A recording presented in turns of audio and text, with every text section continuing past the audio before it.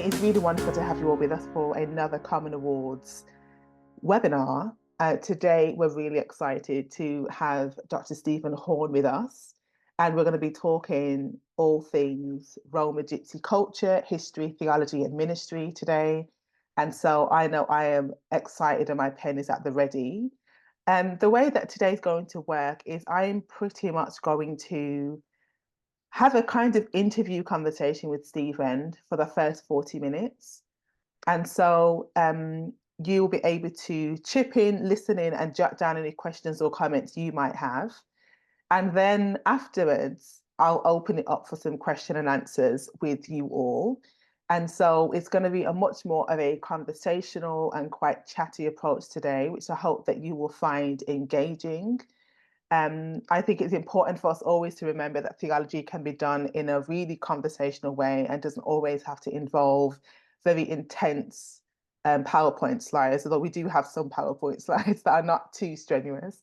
And so I hope today will be really great. So as we're talking, I'm sure there'll be questions and comments that you might want to jot down for when the Q&A time comes. So please do that. And it will be great to have a wider conversation with you all.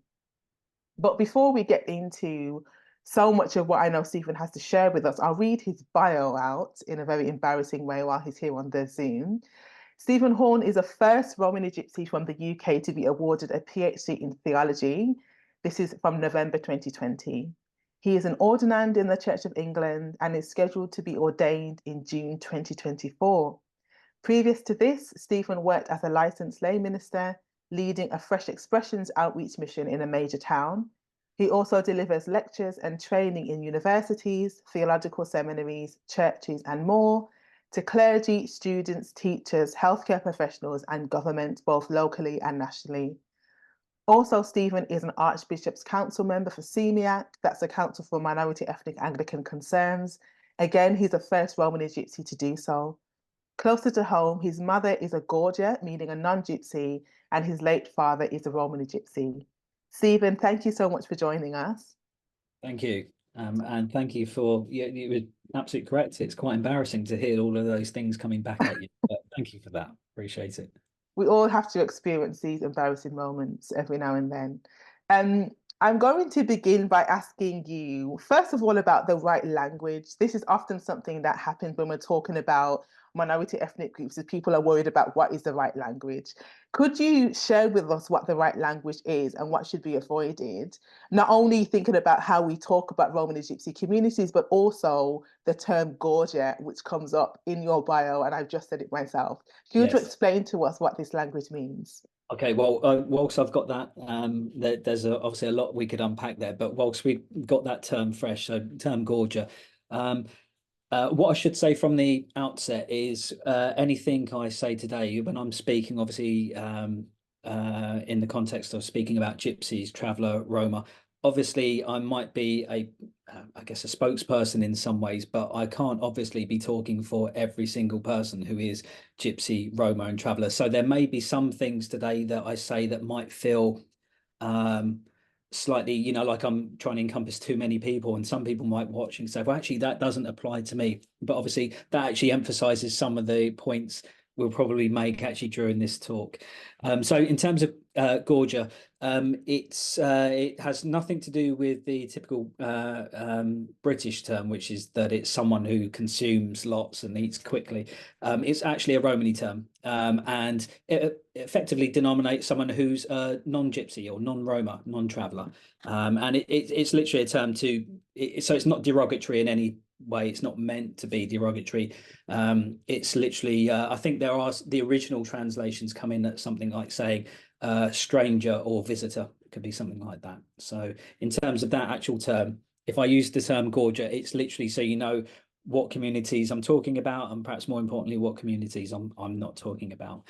And so from there, in terms of any terms, or I should say in terms of questions that people might have, please don't feel afraid or concerned to say the wrong thing, to use the wrong term. And I'll talk about some of those terms and names and breakdowns in a moment. But I'm a firm believer that if we're going to dismantle stereotypes and prejudices, that we have to hit them face on. And so please don't don't feel you have to hold back in that respect. I've got very, very thick skin.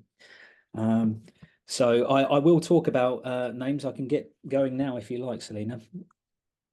Why not? Yeah. Okay. Right. What I'm going to do, can we go into a bit of history? Is that okay?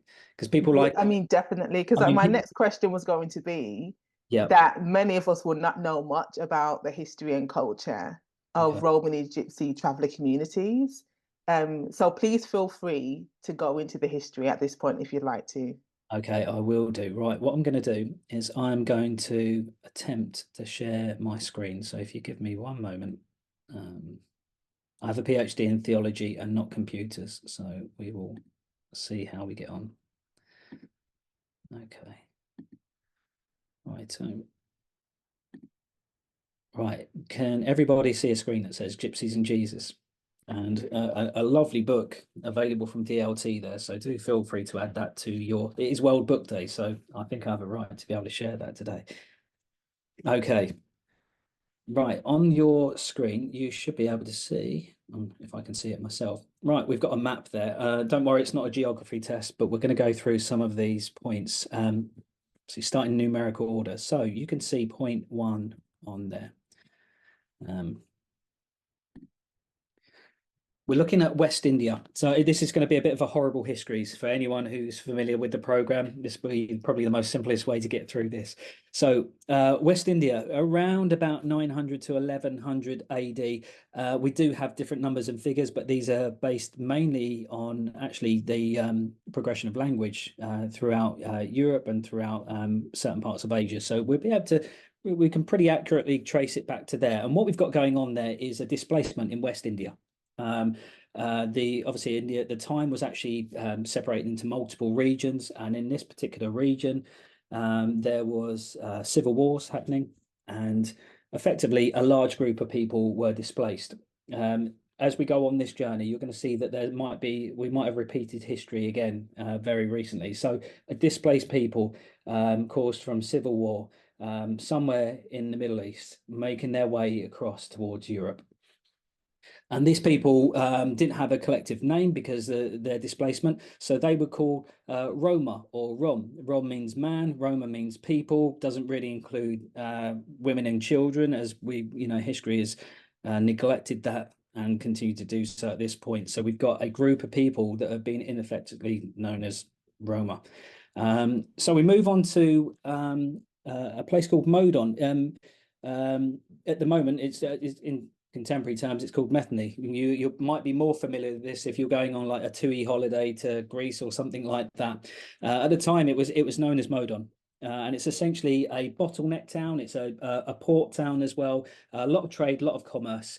And the area we're looking is, again, the bottom of Greece there, around about 1250 to 1350 AD. Now, this large collective of people were moving in and got to this bottleneck area to Modon, and started to build up effectively an encampment on the outskirts of the city. Now, again, we start to see parallels with some Gypsy and Roma traveller, Roman and Gypsy and traveller communities now, where do we often see or have an imagination where we see those people on the outskirts of our towns and cities and, kept away effectively on the margins. So they were literally kept on the margins at this particular point. Now, they looked vastly different to the people who are in Modon. They had dark skin, brightly coloured clothes, and because of that, they were essentially racially profiled with the other visitors to this area who also had dark skin and brightly coloured clothes, and that would have been the traders who were coming across from Egypt.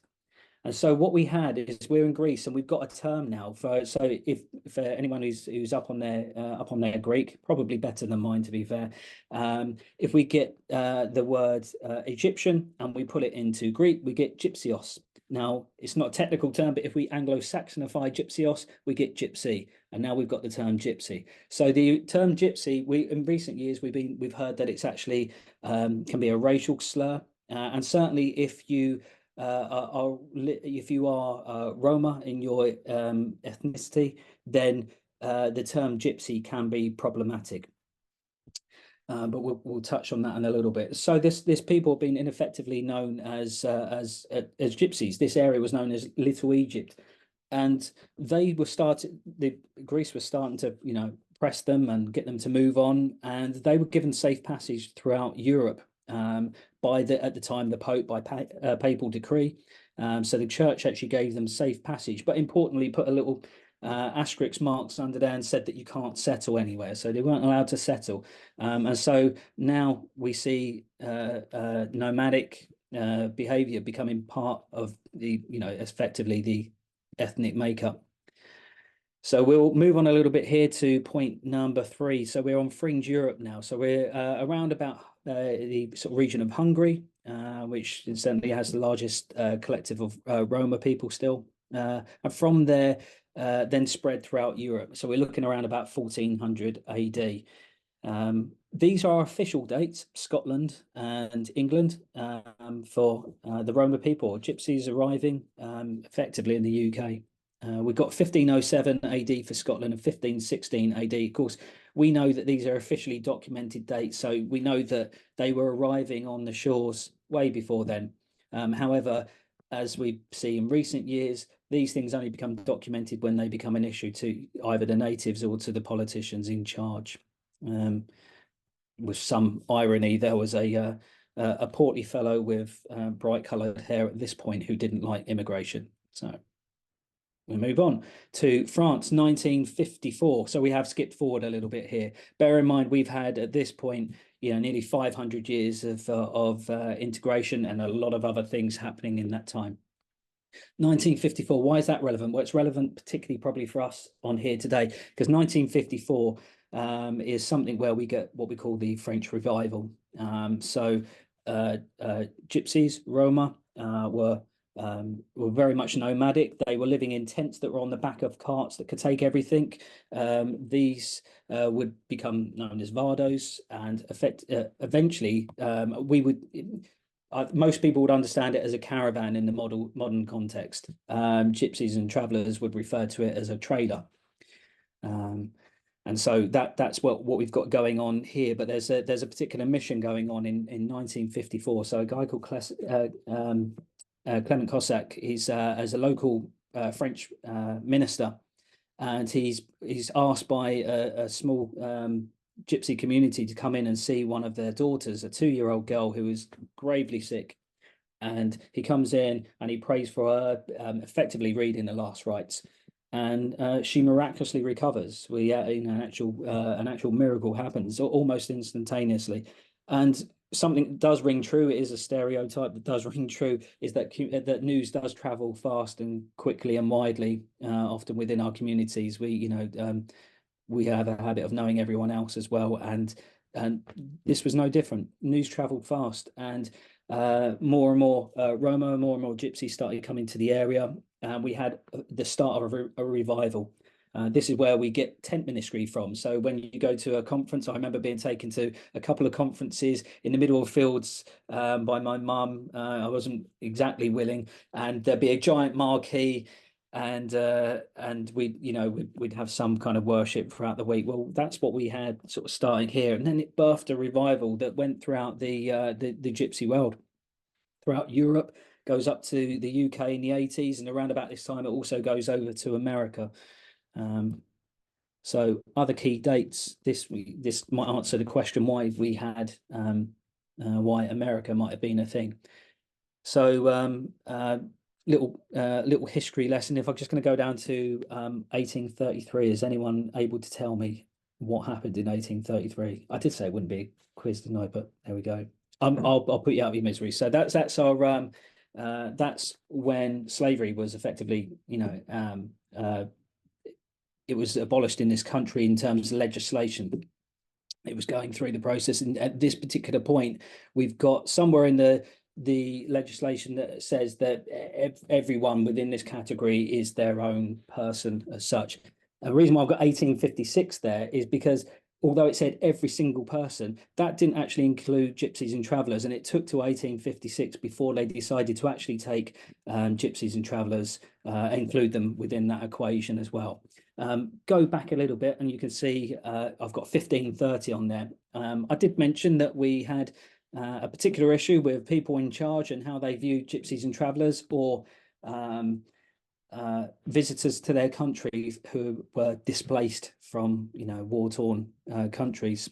Again, I did say that history has a habit of repeating itself. And in 1530, we have something called the Egyptians Act, where King Henry VIII put into legislation that it was effectively illegal to be a gypsy or traveller or Roma person. So if you was identified as that, or you identified as that yourself, then unfortunately your ethnicity was illegal. So I'm not entirely sure how you deal with that one, but it meant that there was lots of things that came into place, and that's a story for another day. But what you need to know is about 30 odd years after that, the punishment was stepped up to include capital punishment. And then when we realized that that was perhaps, not the best way to go about it, because couldn't we use these people? We get to the early 1600s and gypsies are included in chattel slavery. And so gypsies and travellers were then moved round and were the produce as well, if we want to put it like that, quite bluntly, for the slave trade, which is why we have gypsies and travellers in America. And I've got on there 1932 to 1945, just finally on there, but certainly not least. Obviously, we have World War II happening during this period. Well, obviously not including all of this period, but we had the Holocaust. And the reason why I've got 1932, because within Germany and actually a couple of other states as well, we had Roma people, Sinti, been rounded up and put into other smaller camps, being sterilized at this point as well, and essentially being a pre-test kind of thing for to see how how it would play out for Jewish people. So that gives us some historical context. I'm happy to go on, Selina, or if you want to interject, you can do. Yes, I would love to. Thank you so much for sharing this history. It is so important, and I'm sure there's so much I want to ask and others will want to ask, but I'll save it for the Q&A. Um, would you share with us, you talked about revivals happening in Roma Gypsy communities. Would you say something about the Christian history? Because I imagine that's also something that many of us won't have heard much of. I know when I read your book and read about revivals as part of my Pentecostal research, I was so amazed, but also it seemed quite predictable, because in so much of my research, these revivals often happen among communities that are marginalized and pushed to the edge. I'd love to hear more about the Christian history of Roman and Gypsy communities as well. Okay. In terms of the revival, we obviously, it's always good to have a bit of context. So we'll step back a little bit, and I'm going to take us all the way back to the 14th century again. Christianity became core for Roma Gypsy communities at this particular point. Like I said, that's what facilitated their passage through into Europe. But obviously, it'd be quite a cynical take to be able to look at that and think that that was just a method for survival. In the first instance, certainly for some it was, but obviously there was a genuine collective conversion, not entirely though. So some fringe areas of Europe took on Islam, and still to this day remain Muslim. But we're only talking about globally about 2 to 5% of the GRT population. And when I'm saying GRT, I'm encompassing Gypsy, Roma, and Traveller under that.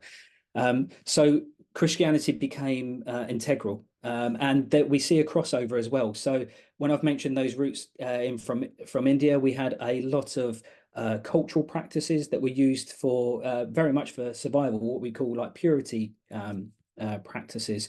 There's a Romany term which actually has its roots in Sanskrit called Mokkadi or Mokkadi. There's different pronunciations of there, and And that's it's a term that we understand as something like taboo.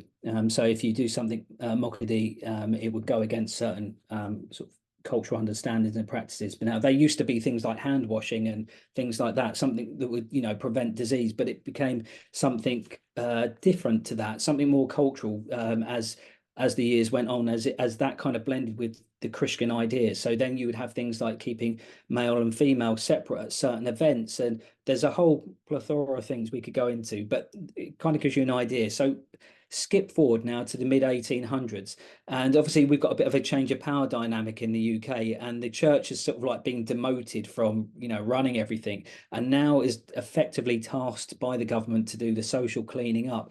And that's where the church, in the sense that we would understand it, meets Gypsy and traveller communities. The church reaches out, and I use that in the loosest terms possible, during the 19th century through missional outreach. And to quote, actually, what was said was to reach the heathen gypsies. So it wasn't exactly the kindest outreach. It wasn't exactly done with love. It was more to think of it like a street sweeping kind of operation, to be able to draw in these people that the country had excluded for since their arrival, and then suddenly decide, look, this problem's not going away. If we perceive it as a problem, some of the people perceive it as a problem, so let's do something about it. Surprisingly, we did actually get some what we call like genuine conversions from that, because I would imagine people at the time would have been fairly resistant to it. But there's someone called Rodney Gypsy Smith, who became an incredible evangelist and went all around the world, and is quite known for being able to reach gorger congregations, and although we don't keep a tally, had tens of thousands of conversions. However, he was still, and I appreciate this, he was still very much treated what I call like the carnival preacher, in terms of there's actual posters that you can find that were used in New York, and it's a huge poster. Think of like that real Victorian kind of carnival-esque poster, and it says, "Come and hear the gypsy preach," and people would come along like this novel idea. Unsurprisingly, gypsy Christianity in that respect, public ministry anyway, sort of died out. And then we had two world wars, where a lot of Roma and Gypsy and travellers were very much involved and did their part for the country. And then we've had the revival happen. And again, I mentioned it comes to the UK around about the early 1980s, where we get something called the Light and Life Church. So some people might have heard of that. It's not a huge church, but there's I don't know the exact number of those churches at the moment, but last count it was somewhere in the like mid 40s, and some of them are in sort of like say established church buildings. Some are actually held on some traveller and gypsy sites, in again what we call trailers, or I think a gorger would be like a mobile home or something like that. So in lots of different contexts. I know we all sort of want to know, how did that Christianity look like? What did it look like? And I would say effectively evangelical Pentecostalism, but very much within conservative boundaries. That's what that Christianity would have looked like.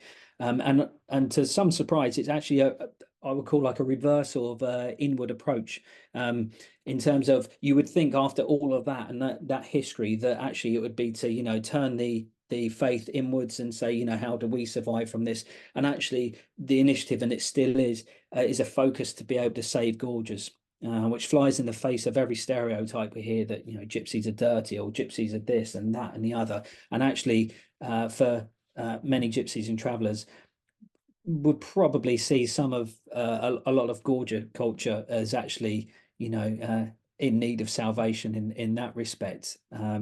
And just on a practical note, if anyone here has actually been into, I don't mean to push a stereotype, but if anyone here has been into a gypsy or traveller home, if you can find a dirty one, then do please show me, because actually it's quite the opposite. We're plastered on the media.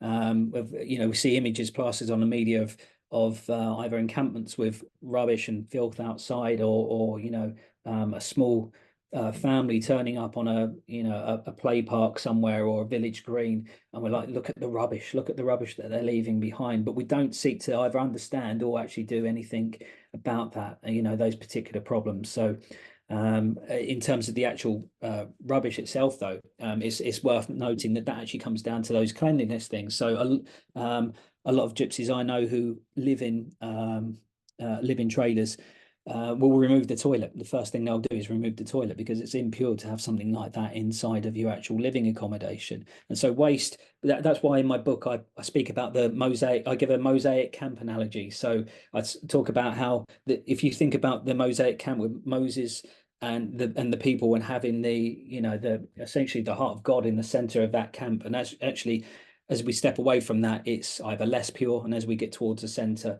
it's more pure. And so in the center of the gypsy camp in that respect is the family. And so why do we see the waste on the outskirts? Well, one, because there's nowhere to put it, because the council won't provide facilities to actually get rid of the waste. On a practical note, a lot of those gypsies and travelers can't then go and use public waste services because you have to have a fixed address, and you usually have to have vouchers and things to be able to go into public tips. So there's no way to actually get rid of it. So it can't stay in for practical reasons, but also it's not right to have that in that area where essentially that sanctuary is that place of holiness, which in this instance is the family at the core of it. And so just bring it up to speed, is that well, I'd say contrary to popular belief, first of all, that most GRT are actually probably associated more within Anglican churches and free churches. There's often an assumption that it's actually Catholicism, but you'll find that actually that's with Irish travellers. And Irish travellers, this is where I realise I didn't address this question earlier on. Everyone says, well, where do Irish travellers come into this? So there are other travellers as well. There's Scottish travellers and there's Welsh travellers, and there's a lot more. There's so much for people to be able to, dig their claws into and understand. But if you think of Roma in the sense of like an umbrella, not just a people, but also an umbrella term of nomadic ethnicities. And within that, you've obviously got Romany Gypsy, which come from that Indo-Aryan heritage. And then you've also got Irish travellers in there, which are a distinct ethnicity to their own, so native to Ireland. And so then we get those two collectives. So actually within those communities, there's not too many similarities actually in terms of sort of lots of practices, but in terms of the actual ethical understanding, moral standing, that idea of purity as well, and having distinct languages as well, though those are shared factors, not the shared language, but having distinct languages within those. And so yeah, as that brings us up to the present point, where you'll find that there's obviously, statistically speaking, it has to be that most gypsies and travellers are actually in churches that aren't specifically gypsy and traveller churches. So that places an emphasis on us, and I say us because I'm using myself in both contexts here, as traveller and non-traveller, gypsy, non-gypsy, that as a church that we have a responsibility to, understand that the tapestry of our people includes gypsies and travellers, and they're not an addition, they are part of that fabric. Amen. Thank you so much, Stephen. This is so honestly fascinating.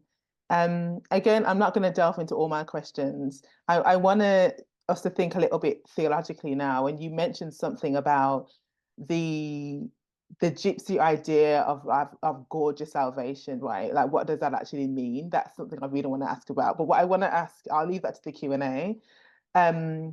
You've written the first theology that's born out of these communities, and I wonder whether there are a couple of things that you might want to share as, for you, the kind of essential pillars of what Roma Gypsy traveller theology looks like. And I guess also what that might offer as a challenge to Gorgia churches and Gorgia theology. Yeah, I mean that is a heavy question, isn't it? So and yeah, and just to clarify, and I know you understand this and appreciate this, but just to sort of drive this home, that that anyone with a faith, anyone with a relationship with God has a theology, and they've encountered a theology and developed one as they've gone in. And I say all I've done, what I've effectively done is gone into a system which hasn't been favourable to Gypsy and Roma and Traveller people. There's a couple of things going on. It's not all about blaming someone else. So Gypsy and Traveller culture is traditionally in its own sort of practice and oral culture. So information, understanding, learning is passed down often through imitation and through and actually through stories as well. Those are really, really important aspects. So even like practices of generosity are learned rather than perhaps necessarily even discussed. And so in terms of theology, we have millions of theologies. We have a lot of shared ideas, but we have millions of theologies.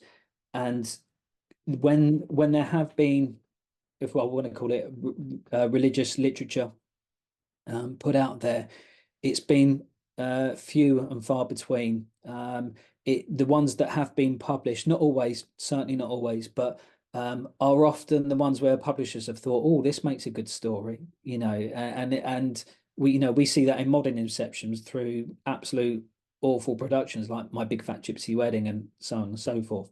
We become that carnival act again. And so what I was determined to do was to take back the pen, and that's why I call it a traveller theology and not the traveller theology. Recognizing that I come from a people who should all be equally welcome to the table of theology. They should all be welcomed to the environment that they are very much part of, but are completely denied at most times. So that's a little bit of context. In terms of, I'm looking at the time as well. In terms of themes, what I'm going to do is I'm going to go through a couple of terms that we're all familiar with, and then be able to just give you a couple of things from that, if that's okay, rather than perhaps at this particular point saying this is what every Gypsy and Traveller believes. By the way, this is where, spoiler alert, this is where actually it can get a little bit like, oh, well, we believe that as well. And sometimes that's kind of the point, that we other people, we other them, and go, oh, because we didn't take the time to say, oh, well, we actually believe the same thing. So I'm going to start with pneumatology. There was a post on Twitter or X yesterday, Church of England, speaking about black spirituality, and had something, I can't remember the exact post, but it was effectively talking about, if I remember correctly, about an emphasis of spirituality within black Christian practice. And I read some of the horrible comments actually that were on Twitter. Facebook was much more kinder, but what I would say is that actually I'll take some of those negative comments as well, because there is a huge emphasis on the role of the Holy Spirit within Gypsy and Traveller beliefs, and that doesn't, people really feel attacked, don't they? And they feel so I don't know, like they're going to lose out on something when you're emphasizing a point. Sorry, I'm on my soapbox. But what I would say from this is, it's not that other people don't have a massive emphasis on the Holy Spirit, but I've certainly been in congregations where the biggest emphasis is actually the spoken word at the front, or the biggest emphasis is we will focus everything on the love of Christ. All of these factors that are really, really important, or it's sacramental, so the Eucharist is everything. What I would say is typically, and again, probably because of the Pentecostal evangelical background, is that for a lot of Gypsies and Travellers, that there's an extra emphasis on the Holy Spirit. And there's some really good practical rationales behind that. But ultimately, it should be understood as an emphasis on Trinitarian worship. So it's not that, we've got the Father, the Son, and the Bible. Oh, yeah, and there's the Holy Spirit. It's actually that we had to actually have a Trinitarian word. So why would that be? Why would that be a thing? Because that would move me on to the next element, which would be ecological theology, to give it a modern name. We used to think of this more as natural theology and the idea of revelation and relationship coming through nature, and now that's being drawn up in many ways into ecological theology and saying, well, how do we look after this nature? Now there's a couple of stereotypes in here that that's, I would say, is often missed or devalued in by certain gorgers, and thus missed, and it's seen instead through remnants of Victorian and romanticized ideas of gypsies down the lanes, and they're people of the earth and this kind of thing, which is a very interesting not to say that some of those things aren't entirely true, but you might become a little more one with nature when you're denied housing for the past 600 years. So, these things, there are reasons why these things might happen. But talking more about natural theology and this isn't a plug for natural theology, but understanding why natural theology and a drawing down of the Holy Spirit for particularly for things like revelation might be more important, because on a practical sense, the minority group in this country, certainly since records began and still now, for the highest illiteracy rates are Gypsy, Roma, and traveller people. So if you've got the highest illiteracy rates, how do you access the word without, there's without preachers? I mean, you might have preachers, but you have to be able to access God through other means. And so God doesn't abandon his people, but he speaks to his people. So maybe we start to unpack that and go, well, actually, that's why we might have a closer affiliation with or understanding, a tangible understanding of the Holy Spirit, because we're expectant of healings, we're expectant of interventions and protections, because we've seen it work in a practical sense. And that can be hard sometimes for people to necessarily grasp the depth of that when you've had to rely on that. But in the same vein, there's also a heavy Christological focus. Christ being at the center of everything and who we are, the bloodline throughout all of our practice. And it ultimately comes down to our relationship with Christ, and Christ is our liberator. And I'm not necessarily talking about liberation theology here in the sense that we might commonly understand it. And I appreciate that over the last few decades, liberation theology has evolved to mean many different things, particularly when Jürgen Moltmann came in and with like the crucified God, and sort of changes some of the language we use for liberation theology. But using that as an example, Moltmann talks about us, being with Christ, the crucified God, who's simultaneously on the cross, who is very much human, very much God at that point, and that it's that opportunity for relationship and understanding in that point of suffering. Now we put that translation onto Gypsy and traveller cultures, where still constantly maligned, excluded, and kicked to the curb in that sense, and with hundreds of years of legislation, and slavery, murder, you name it, you add it to the list, those things. It's like, well, how do we understand Christ in that sense? And it's a clinging to the foot of the cross enables us to be closer to Christ. So that having that kind of understanding means that we're liberated because we have Christ. But it's not so much that we're longing for the point of resurrection where life is going to be a little bit more rosy, because that's not our path. That's not what's happened. And it's not what is happening, because I wouldn't be able to do this talk if it wasn't the case. And so actually our moment of liberation is actually clinging to the foot of the cross, because at that point, Christ understands us and we understand Christ. Just seeing if I can go through. I know we spoke briefly before we started today, but about possibly a couple of things we might talk on, and this might segue into that. So and I would say that another point I'd like to drive home, there are so many, I'd love to speak to you all day, to be fair, would be the ecclesiological point. How does this look in the church? What I'd say is that there's scope here for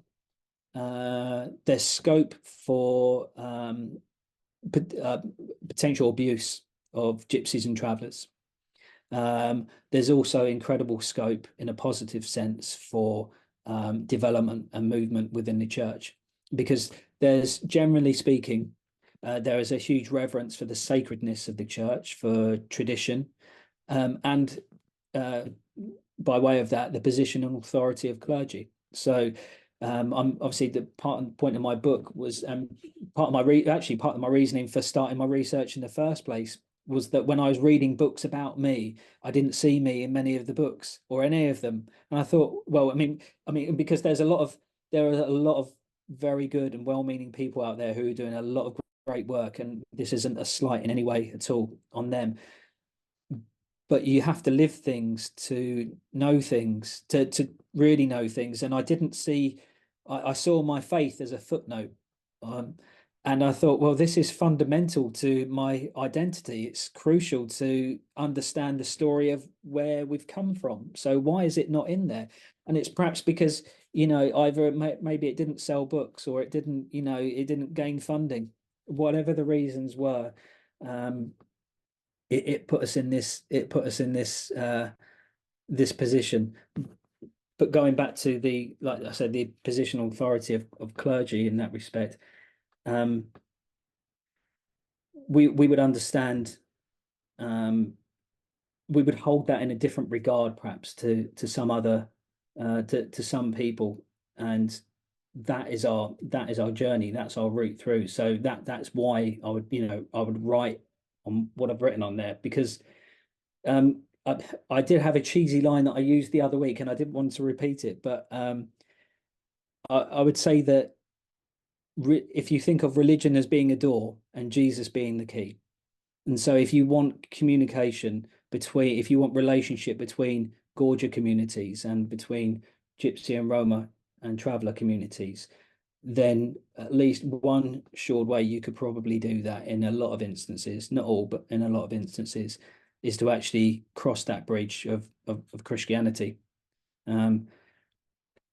of church. But that's where I would come in and think, well, what does that look like for someone like myself who's going into, I've been a full-time minister for a while in different capacities, but what does that look like for gypsies and traveller in positions of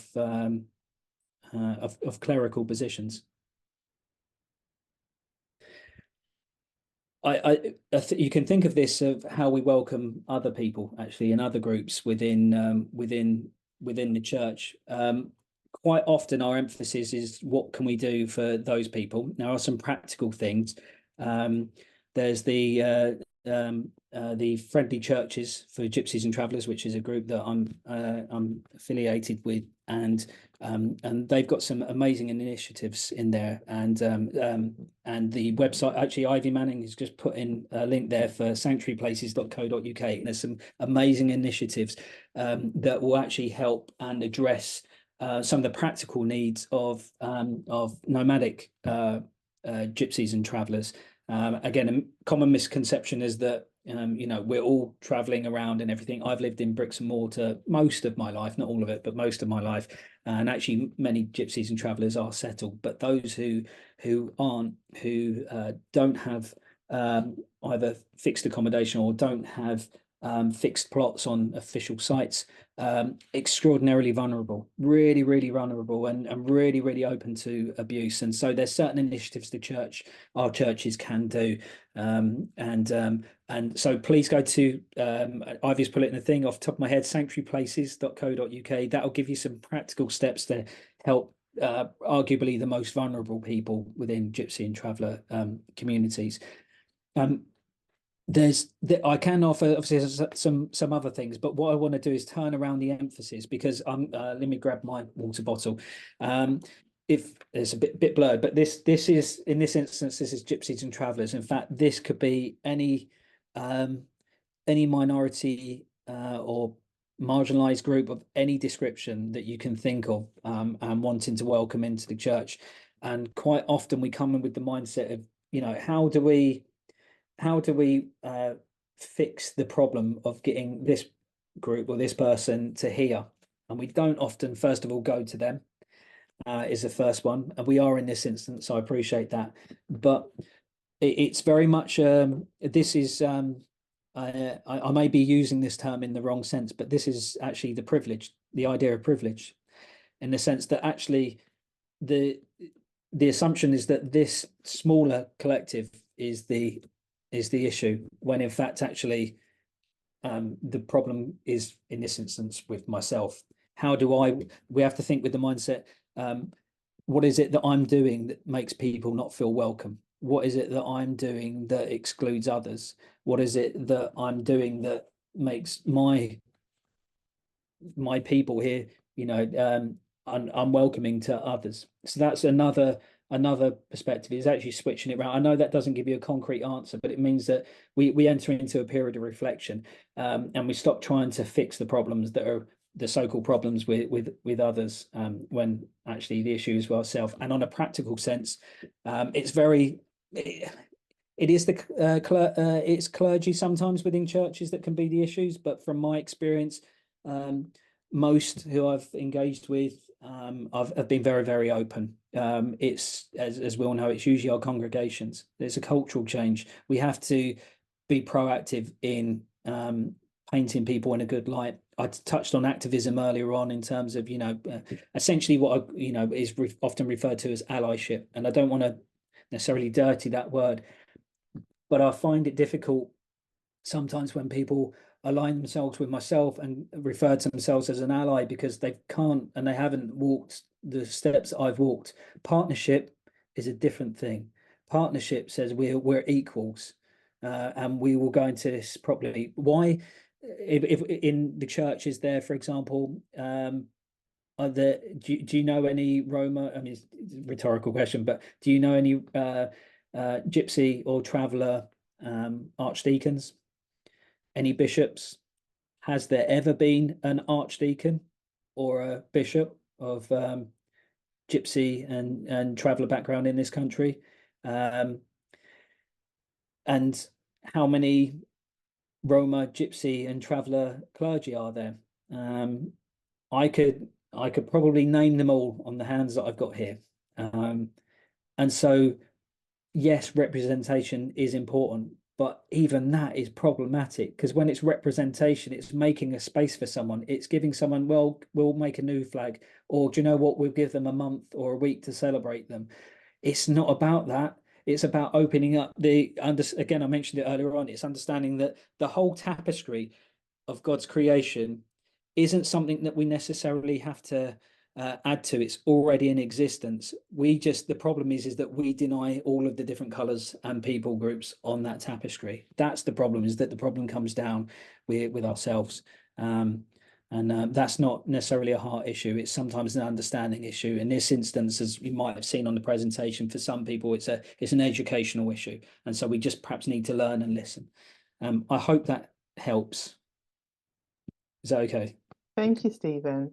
Thank you so much. Part of the reason why there's been a lot of good Gypsy boxers, for example, is actually cultural necessity, and not necessarily actually to in part, historically, to defend communities, to be able to, but more to impose, rather, create a physical barrier rather than actually having to do anything with that. And also actually some of the way that some communities, and particularly actually some families, I'll narrow that down because it's not many, but some families might deal with issues rather than seeking more traditional methods, going through legal routes and things like that. That can happen in some places, but that's to do with the poor relationship that happened between police and other authority figures. When authority figures have typically maligned and mistreated you for generations, then even if they might have changed, it takes a long time for that trust to build up. And so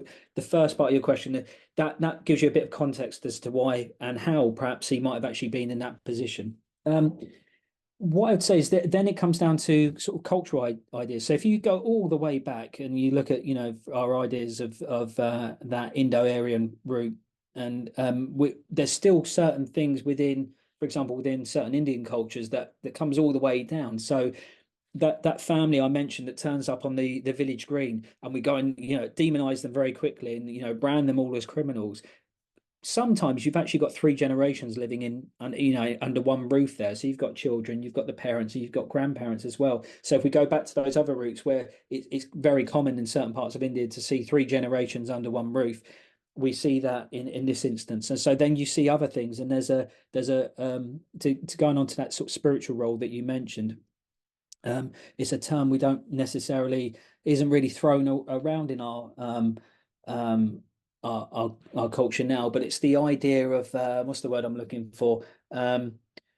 Not spiritual advisors, but that kind and elders within our community. You know, sometimes we talk about elders in certain churches, you know, and I don't mean the sort of the legal understanding, but you know, there's someone respected in there who's got experience, and that's usually key, you know, that experience and that understanding. And so actually within, you know, within our cultures, the idea of it's not necessarily verbally expressed as these are our elders, you know, but that is something that certainly holds some weight. There's often a huge amount of respect for, you know, for grandparents or for older people within the community. Just like I mentioned earlier on, the idea of like evangelical Pentecostalism being the sort of the mode of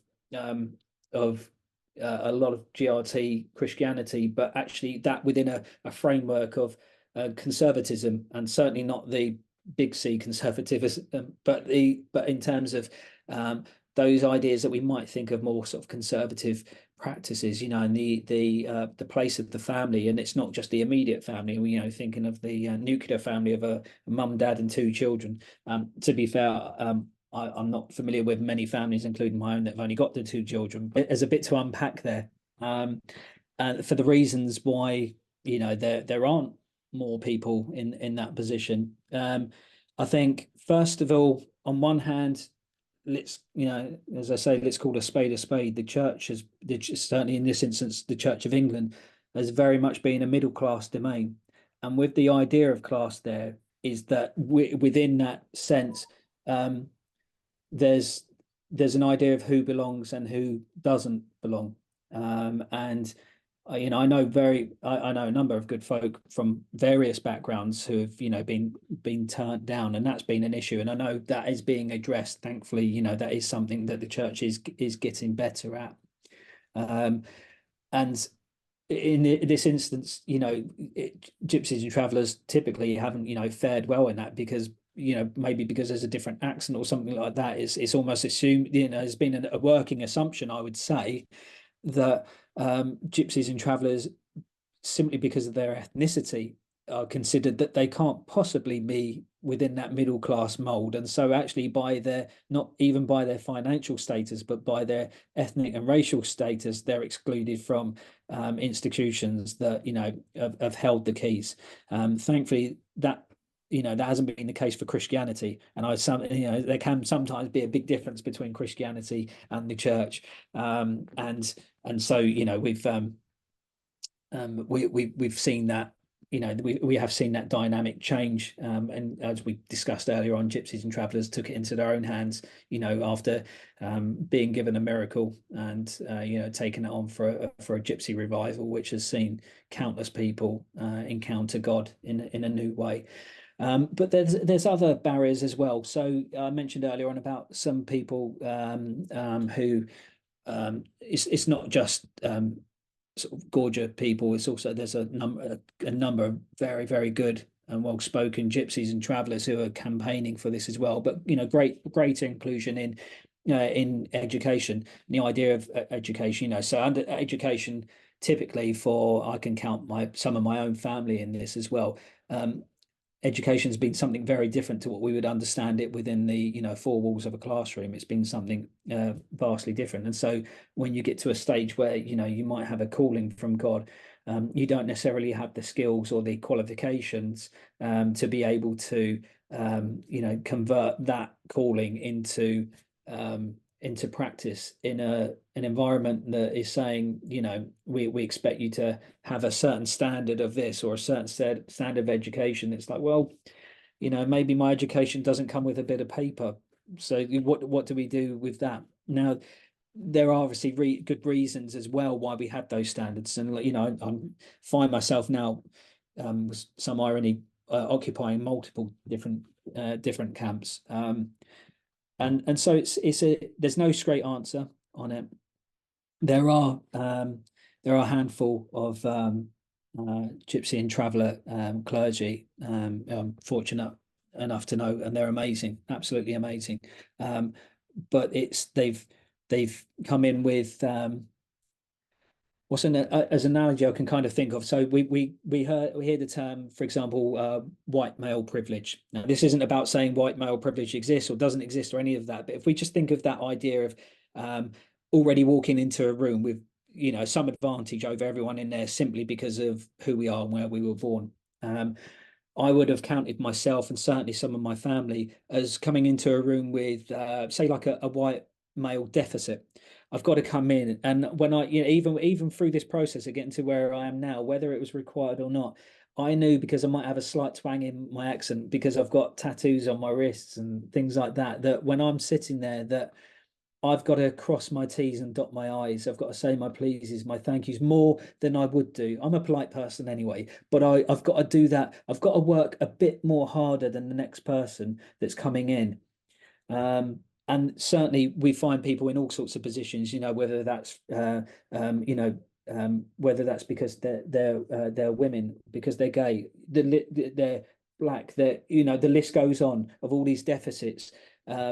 And so that's why I'm saying sometimes the idea of focusing on the deficits is that's not the thing. The thing is with us for seeing those deficits in the first place. And so that's why if we want to welcome people, the work comes on ourselves. Be quite explicit that you're coming from a position of the church, but also be mindful in that respect that coming from a position of the church, that we and I say this as a large collective body of church and not just the Church of England, we still haven't quite learned our lesson in this respect. And I've sat down with gypsies and travellers who live on like a particular site, and so they're quite visible in the sense that people know that's where that site is in that particular town. And it's not uncommon for them to have 5 or 6 visits a week in some instances from different clergy, from different denominations, because they feel this need. I need to go out and reach them. And you can imagine what it's like. You know, you've got another person knocking on the door, and then and so we have to be careful in that sense. There may be things in practice already, and if there isn't, then great. You know, have a look, but do speak to other churches as well in the area, because there might be something that's already sort of going on. I'll leave that question for now. So hopefully that answers that. I didn't speak about my identity for years. It became a little bit of an issue when I was in the police, and I encountered issues where I was serving police. I wasn't encountered by the, just to make that clear. And I realised how important it was to actually say who I was. To be fair, it was quite hard to hide it at the time, and I had well, up until about 2 years ago, I did have beautiful dark jet black hair, and it was and I fitted various different stereotypes, shall we say, in terms of image. And I can only speak from my own experience, and the moment I decided to stand up for it and actually say no and own it, was literally the day it changed. It changed everything. And I'll give you the example. So I'd gone to university as a mature student after working in various other places, police, military, and so on. And I went in with, I mean, there's a story behind it, but I went in with 2 GCSEs, and I'd been doing a diploma thing in the evenings. I had no qualifications, but I felt called by God to be a teacher. And so I'd gone in and I was doing my dissertation, my undergraduate dissertation, and all of the and they were younger than me. All of the my peers in my class were coming up with these grandiose solutions and ideas. You know, they were pretty much solving world peace and world hunger and that kind of thing in their dissertations. And I did the 3 things I knew, which was my own, obviously, culture. I knew about religious studies because that's what I'd been studying. I wanted to be an RE teacher, by the way. And education. So I did this triangulation of these ideas, and I did a dissertation called "What Gypsies and Travellers Believe and Why It's Important to Educational Providers and the Church." And I had 10,000 words of questions and virtually no answers. And I said that, you know, I decided to write on that, which what I knew. That was the first time I'd really sort of made it, you know, it public amongst my, you know, my lecturers and things like that, that this is who I was, this is where I was coming from. And I got a PhD scholarship off the back of that. Not just from that, there was obviously a couple of other things, but that it transformed everything. God had inspired me to write this thing. Whether I lived up to those standards or not, I don't know. But I felt inspired to write it. And so when you ask him, what do you recommend to help overcome this kind of barrier? I pray that the right things, the right doors open for you, and that um, you'll find that once you've spoken to a couple of people and have said who you are, and that actually people are curious and they start asking more and more questions. And actually, so don't get me wrong, some of my responses I've had from clergy as well have been you know, shocking in a way, but they're words and they wash off. And you know, for like I can only speak again for myself, and you know, God called me to do this, so I'm sure He'll look after me. And in this respect, I pray that He does the same for yourself. Good. I really like the idea of an apprenticeship. An apprenticeship within ministry would be fantastic, wouldn't it? Rather than saying that would remove some barriers, because rather than saying, here's our level where you need to get in, and this level is, you know, consists of GCSEs and A levels and hopefully a degree. And do you know what? If you've got a doctorate, you can come here. And whereas, you know, and I know there are different considerations taken in, you know, life experience and things like that, and those are very important elements of the formation process. But you know, I also know some very young curates who don't have that experience, and so how does that translate if you're someone young coming into or wanting, you know, because I know a lot of young people within GRT communities who would love to go into ministry, but they either haven't got the qualifications or, you know, aren't in that position. And so it's actually something, I mean, we're brainstorming now, aren't we? But something like an apprenticeship would be fantastic. Does training need to change? I think training needs to change in the sense that, and it is, but that we include things like this to be able to talk about this. I mean, thankfully in my training college, I'm at Ridley Hall in Cambridge. They've been great, and they're getting me to speak and actually deliver a lecture on traveller theology next term, which is fantastic, and I really appreciate that opportunity. And I spoke last week at Corpus Christi College, so Cambridge University can claim that one as well, that they've had a lecture on that. It was actually Durham University though, with Pete Ward, who gave me the first opportunity that was the first time traveller theology had been spoken. That was a couple of years ago when I was starting my PhD actually. So I will always give props to Pete. I've much love for him. So yeah, but getting back on point, it is very literate. Yeah, it's a difficult one. And again, like I said, I know the amount of Gypsy and traveller clergy talking church thing in this country, could probably count them on this one hand.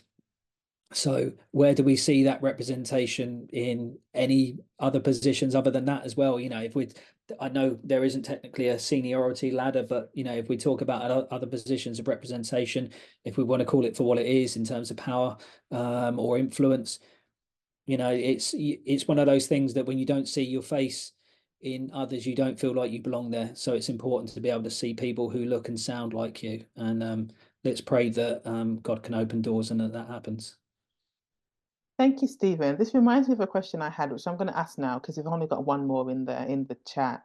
And this is, I'm really intrigued by this idea you had about the ideas that Gypsy travelers have, a kind of theologies of what gorges need to be saved from, that there's kinds of ways of living, ways of being. I imagine that's also ways of worshipping or organizing Christian communities that Roma Gypsy travelers would say we need to pray that they're delivered from this, or that this is not something we aspire towards.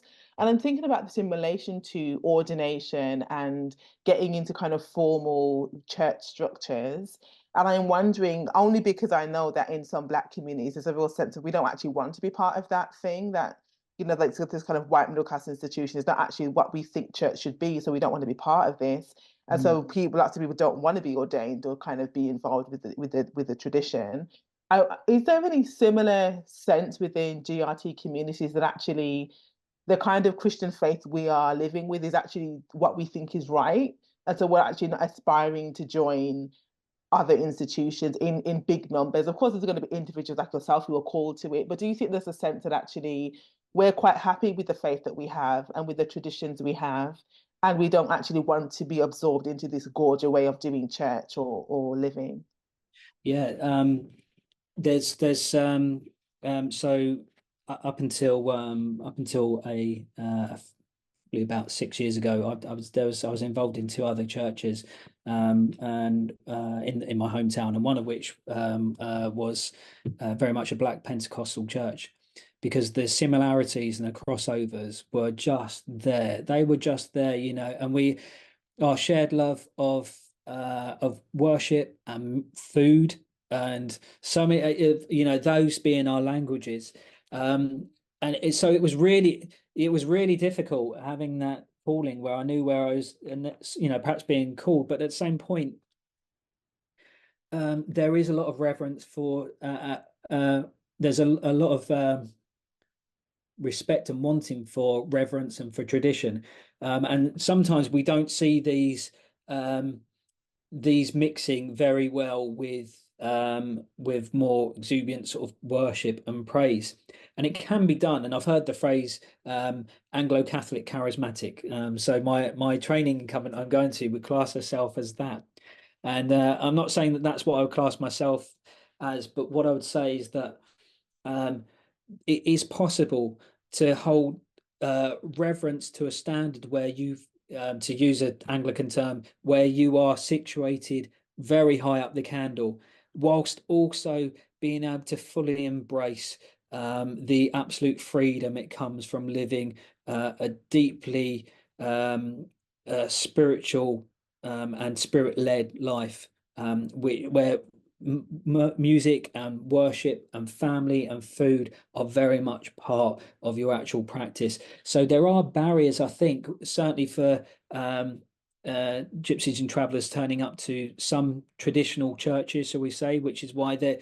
in terms of actually that being their home church. A lot of the say a lot of the gypsy and traveller churches we've that are actually formed themselves are very much Pentecostal.